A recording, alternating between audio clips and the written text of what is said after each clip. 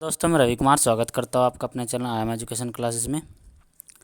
तो दोस्तों पहले मैं आपको बताना चाहूँगा, एक्चुअली 2 दिन मैं आपको जो है करंट अफेयर की वीडियो नहीं दे पाया हूँ किसी कारणवश, लेकिन उसकी पूर्ति जो हम वीडियो की जो है 1-2 दिन में ही कर लेंगे। कुछ क्वेश्चन मैंने आज जो है इसमें बना दिए हैं और कुछ क्वेश्चन 1-2 दिन बाद आपको मिल जाएंगे। तो आइए शुरू करते हैं दोस्तों आज की जो भी महत्वपूर्ण सवाल है। आज का पहला सवाल है, हाल ही में किस राज्य केंद्र शासित प्रदेश में भारतीय प्रौद्योगिकी संस्थान रोपड़ के स्थायी परिसर का उद्घाटन किया गया? हरियाणा, पंजाब, जम्मू और कश्मीर या राजस्थान? तो ये किया गया है दोस्तों पंजाब में, ये पंजाब में है। और जो हमारे केंद्रीय शिक्षा मंत्री जी हैं रमेश पोखरियाल, उन्होंने इसका उद्घाटन किया है। और ये जो आईआईटी रोपड़ है, ये Times Higher Education World University की जो रैंकिंग है 2020 की, उसमें जो इसकी रैंक आई है वो 351 से 400 के बीच में आई है। और इस संस्थान ने अभी क्या है कि हब भी स्थापित किया है कृषि और पानी के क्षेत्र में प्रौद्योगिकी नवाचार का, और जिसके लिए इन्होंने 110 करोड़ रुपए का अनुदान भी प्राप्त किया है। इसके बाद आज का दूसरा सवाल है, किस देश ने कोविड-19 के इलाज के लिए एंटीवायरल दवा रेमडेसिविर का उपयोग करने के लिए अपनी पूर्ण स्वीकृति दे दी है? रूस, चीन, संयुक्त राज्य अमेरिका या भारत? तो ये किसने दी है? ये दी है संयुक्त राज्य अमेरिका ने, यानी कि सी इसका सही जवाब होगा। और इन्होंने जो भी अस्पताल में जो मरीज होंगे, भर्ती होंगे, उनके इलाज के लिए जो है ये इसकी स्वीकृति मिली है। और इसका जो नाम होगा ब्रांड का वो होगा वैक्लेरी।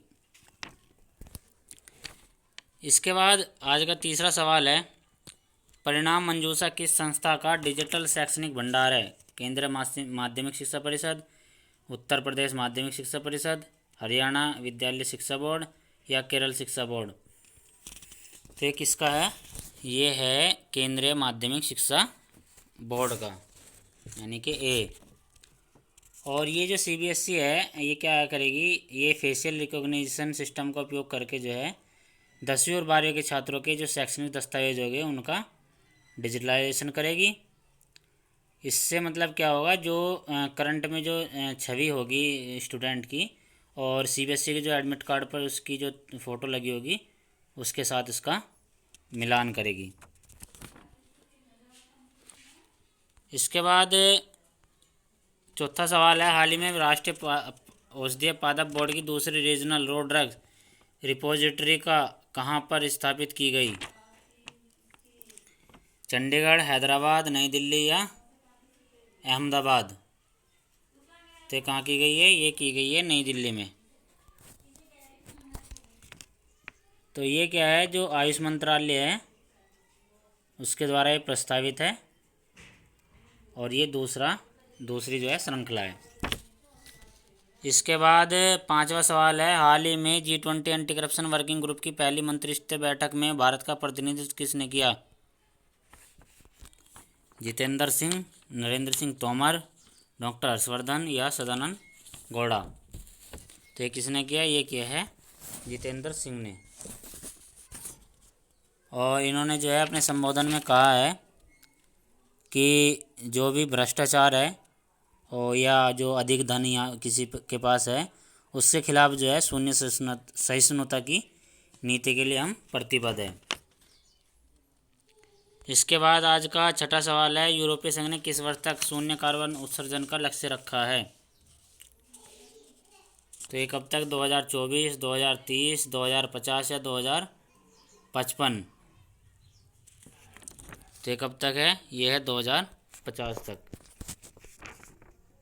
तो अभी क्या है, जो एक कानून बनाया है यूरोपीय संघ ने और कहा है कि 2050 तक जो है हम कार्बन का जो है उत्सर्जन वो शून्य कर देंगे। और ये जो कानून है वो यूरोपीय संघ के जो है सभी सदस्यों पर कानूनी रूप से जो है बाध्यकारी होगा, और इसका जो मेन पर्पज़ है वो है ग्रीन हाउस उत्सर्जन को कम करना। इसके बाद सातवां सवाल है, हाल ही में केंद्रीय अन्वेषण ब्यूरो यानी कि सीबीआई की शक्तियों पर लगाम लगाने वाला तीसरा राज्य कौन बन गया है? उत्तर प्रदेश, छत्तीसगढ़, महाराष्ट्र या उड़ीसा। तो दोस्तों जैसे कि पता भी होगा आपको कि जो है राजस्थान ने काफ़ी पहले ही जो है इस पर रोक लगा रखी है कि अगर उनको कोई भी सीबीआई जांच उनके राज्य में करनी है तो सबसे पहले जो है उनको राज्य सरकार से परमिशन लेनी पड़ेगी। उसके बाद जो है पश्चिम बंगाल ने भी सेम ऐसे ही किया था, और अभी हाल ही में जो है महाराष्ट्र सरकार ने भी सेम प्रोसेस को जो है अपनाया है और सीबीआई की जो शक्तियाँ उनको रोक दिया है। बिना महाराष्ट्र सरकार की परमिशन के जो है वहाँ पर कोई भी जांच सीबीआई नहीं कर सकती है। तो ये हो गया महाराष्ट्र। इसके बाद 8वां सवाल है, हाल ही में किस सार्वजनिक क्षेत्रीय कंपनी को निरीक्षण गतिविधियों के लिए ड्रोन उपयोग करने की अनुमति दी गई है? एनटीपीसी लिमिटेड, ओएनजीसी, बीएचईएल या सेल? तो ये किसको मिली है अनुमति? ये मिली है एनटीपीसी को। और ये जो एनटीपीसी है ये अपने जो है 3 जो पावर स्टेशन है इनके उसमें ड्रोन से जो है गति निरीक्षण की गतिविधियों पर ध्यान रखेगी। और ये कौन से हैं? एक तो है मध्य प्रदेश में है ये Vindhyachal super power thermal power station, और दूसरा भी मध्य प्रदेश में ही है गाडरवारा सुपर थर्मल पावर, और एक है छत्तीसगढ़ में जिसका नाम है Sipat super thermal power project. तीनों पे जो है ड्रोन से जो है गतिविधियों का ध्यान करेगी। इसके बाद 9वां सवाल है, किस देश ने हाल ही में विवादास्पद 20वें संवैधानिक संशोधन को पारित किया? बांग्लादेश, नेपाल, भूटान या श्रीलंका? तो ये कहाँ पे हुआ है? ये हुआ है श्रीलंका में।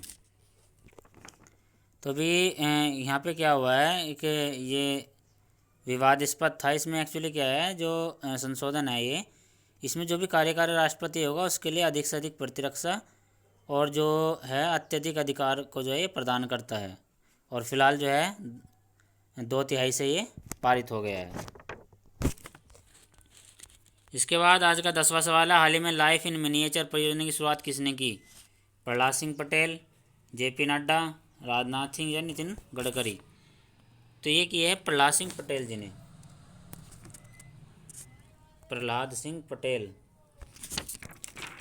तो इसमें क्या होगा, ये जो योजना है इसमें भारत की जो भी प्रसिद्ध लघु चित्र होंगे ना उनका जो संग्रह होगा, जैसे रामायण हुआ, कोई भी रॉयल गाथा हुई या पद्धति शैली हुई किसी प्रकार की, तो उनके जो चित्रों का जो है संपूर्ण विवरण वो पूरे विश्व में जो है दिखाया जाना संभव होगा। इसके बाद आज का 11वां सवाल है, फाइनेंशियल एक्शन, ये एक्चुअली ये इलेक्शन नहीं एक्शन है, इसको आप इलेक्शन नहीं एक्शन कर लो, action.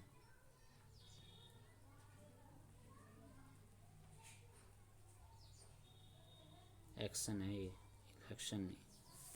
Financial action task force ने कब तक के लिए पाकिस्तान को ग्रे लिस्ट में रखा है? फरवरी 2021, मार्च 2021, सितंबर 2021 या दिसंबर 2021? तो ये कब तक के लिए रखा है? ये रखा है इन्होंने फरवरी 2021 तक के लिए, यानी कि ए। इसके बाद आज का 12वां सवाल है, भारत को डैश के लिए अंतर्राष्ट्रीय श्रम संगठन के बॉडी का अध्यक्ष चुना गया? और ये गाने नहीं है, ये गवर्निंग है, गवर्निंग बॉडी, इसे आप गवर्निंग कर लो, गवर्निंग।